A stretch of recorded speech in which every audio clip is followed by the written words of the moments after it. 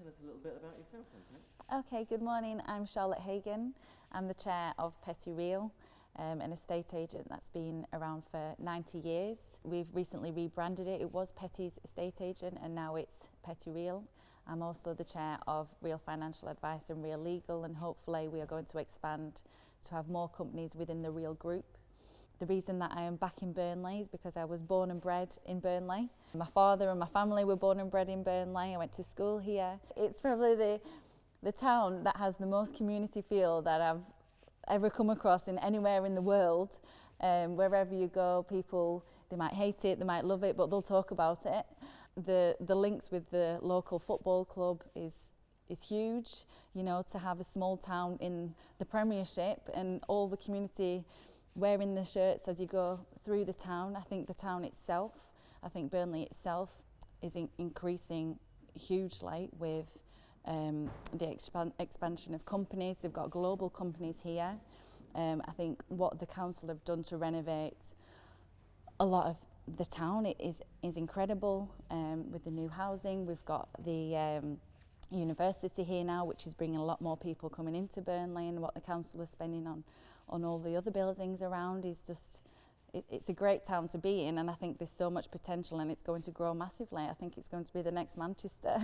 And even though my pathway is taking me to different countries and different career paths, I see this as a very exciting adventure to come back to my hometown and the local community, and I'm very excited about the future here.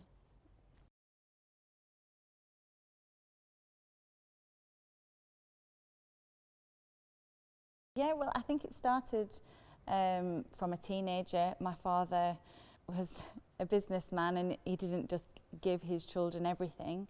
He still is a businessman, and he has always taught us that you appreciate things if you've earned it and you've bought it yourself rather than it's just given. And you know, since the age of 13 I had a part-time job, and I always wanted to save for my own luxuries, for my first phone or my laptop. It wasn't too much of a Scrooge. We did get Christmas and birthday presents, but apart from that, everything else we had to pay for our own. With my business mind, or just wanting to have my own money even further throughout university, I worked in sales, and I just started as a part-time sales assistant at Pandora, a local jewellery company, and then they had a gamification screen, which is something that I want to bring into a estate agency as well. So we had a screen on the wall, and I saw my commission increasing, and I was going up the leaderboard. So this was probably out of 7 or 8 stores within the Northwest. I saw my name increasing slightly, and nobody had really trained me on how to sell, but I saw that I was doing quite well. I don't know whether it was just my personality or if I was, you know, secretly an excellent salesperson that I didn't know about. And I ended up being the #1 salesperson in the whole of the Northwest at one point, and I made the most commission out of everybody in the Northwest. And then they wanted me to then go around to all the super stores and train other people, or for other people to shadow me. And then I was torn on whether do I finish my degree and my teaching qualification, or do I actually go into sales. But I decided to stick with my passion and my love of dance. Then I travelled. I worked in a local school. I worked in Colne Park High School, and then I got the opportunity to teach abroad in an international school. And then I also saw the potential of making more money, or having, you know, my own.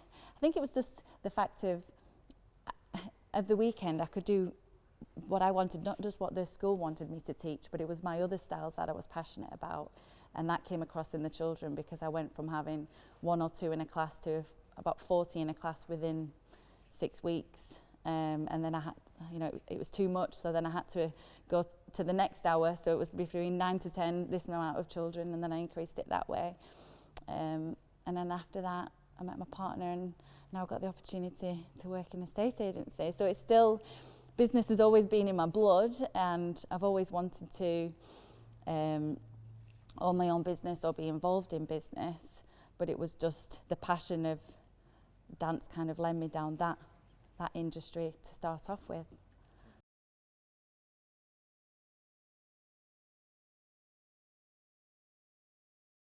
It was daunting at first. I was the only lady in the managerial role within the business out of all the directors. But it was, I think, they enjoyed the fact that I had new ideas, and my ideas weren't from 30 years of industry knowledge. It was new eyes within an industry that needed some renovating kind of thing.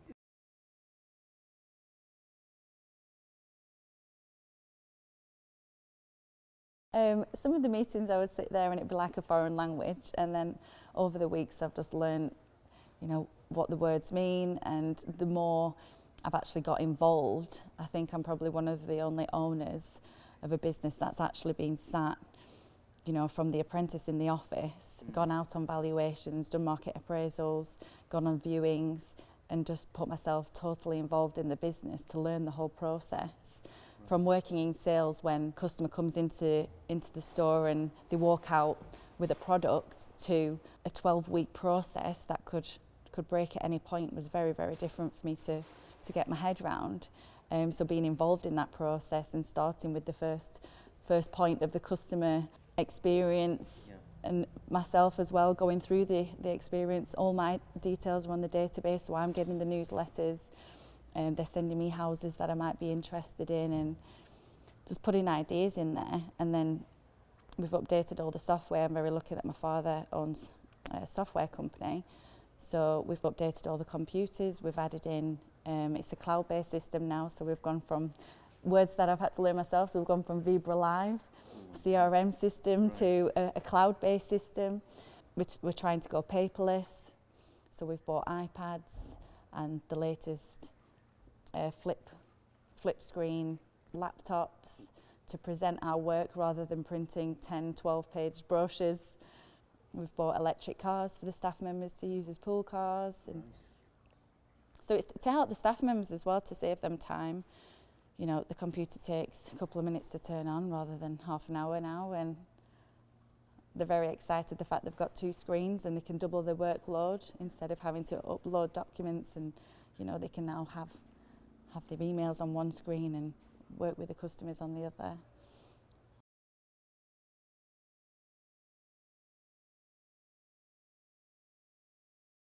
I wouldn't say challenges, no. I think I'm confident within myself enough to know what I want. I think if I went into this industry without any confidence, I think I would have been walked all over, to be honest. And the event that I went to in London over the week, I would say out of 1,000 estate agents, I'd say there was 50 females within the room. However, I feel like if you've got confidence within yourself and your ability, it doesn't matter who's around you. If you can motivate your staff members and you've got the ideas and you believe in yourself, you can achieve it. It doesn't matter whether you're a male, woman, how old you are, whether you're 20, 30, 50, you can do it.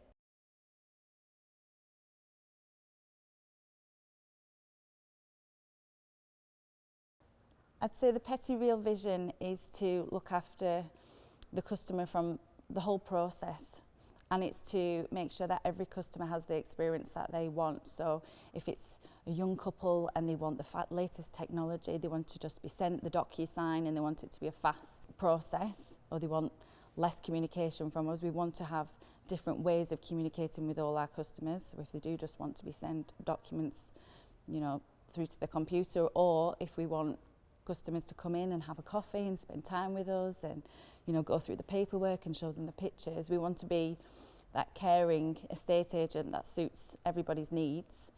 Our main focus is great customer service and then speeding up the process.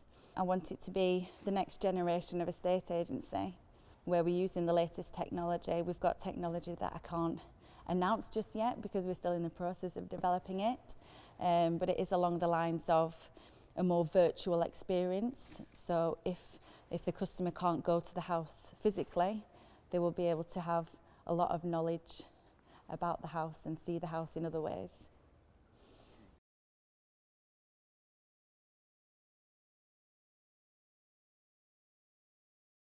I think currently it does kind of end when you've got your keys and that's it, goodbye, tell your friends and family that we're great. Whereas I'd love to have the customers come back to us. I'd love to invite them round for the mince pies at Christmas. I'd love them to be involved in any of the campaigns that we're doing, any of the community work that we're doing, sending them monthly newsletters, updating them on, you know, our expansion or our latest technology, and to keep them a part of the Petty Real family. I kind of thought of that as when our staff members are answering the phone, you know, instead of, are you on our database, are you a part of the family, are you involved, and do you know what we're doing, what this company wants to achieve, and our values, and that we care about you, and if there is anything that you need in a later date, if your boiler breaks down, we're there to help you, and we know the best people in the town that can help you.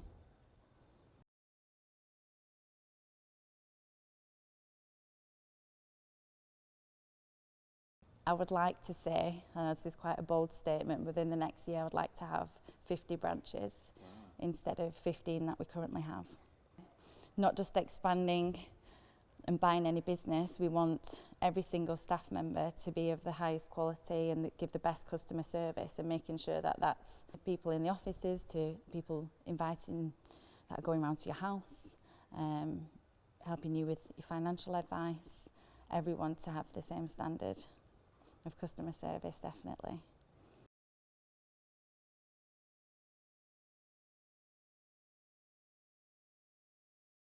I would say, let me think about this, because this might go down in history. No, I'm joking.